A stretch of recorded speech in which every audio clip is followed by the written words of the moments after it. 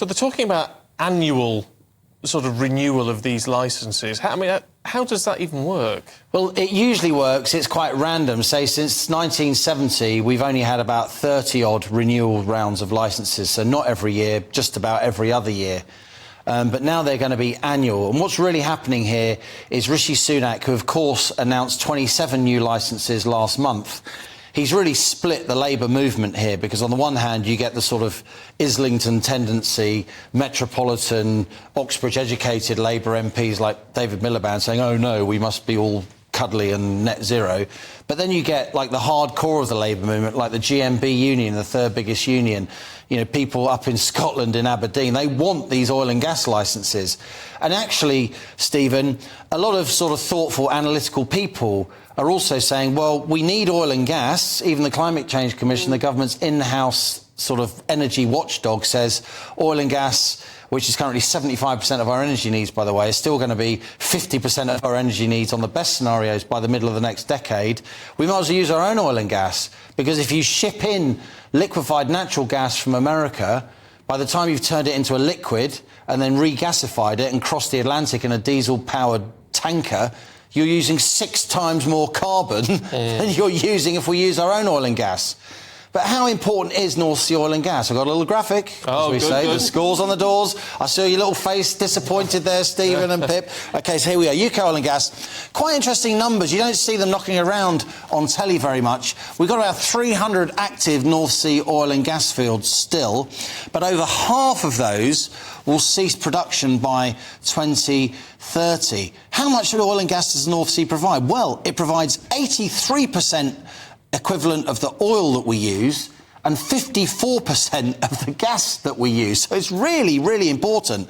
And if that diminishes, we'd have to import it. And oil and gas combined, how important are they? Well, 75% of all energy that we use in this country. Gas is 40% of our electricity generation.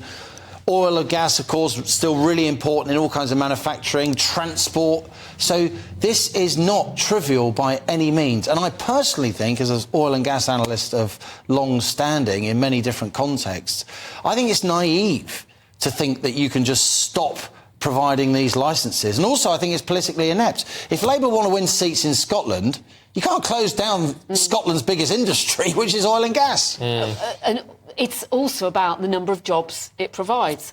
Thousands upon thousands. Tens of thousands, Pip, exactly. Not just the extraction of oil and gas, but the refining, the transportation, the other, you know, the petrochemical industry, which is our second biggest industry, is all about oil and gas. So I think there's a bit of realpolitik happening here. I think Labour's not going to be able to hold that kind of Ed Miliband, cuddly, cozying up to the Greens line. I think a lot of the population are going to say, hang about, you know, maybe before the war in Ukraine, but maybe when, you know, it was only nerds like me wanging on about energy security, we can all see now. Imagine if this autumn there's a big gas price spike or a big oil price spike. Are Labour really going to be able to hold the line, oh, no new drilling in the North Sea? No, they're not, because their union paymasters are going to be saying, look, forget about all these people in the posh university towns. Forget about all these metropolitan Labour voters. You want to be looking at the red wall. You want to be looking at blue-collar workers. You want to be looking at ordinary households who are petrified that their energy bills are really high. And then if you do get an energy price spike,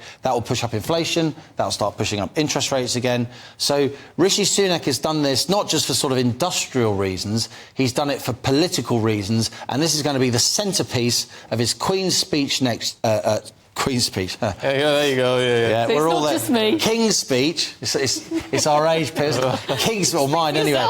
King's speech tomorrow. This is going to be the main headline that he wants. The Tories are going to move to annual renewal of North Sea oil and gas licences, and he's going to try and have the argument that it's actually a lot more carbon responsible to use our own oil and gas rather than shipping it in from the US, which we do, or Qatar on tankers. Yeah. OK, Liam, for now, thanks very much indeed.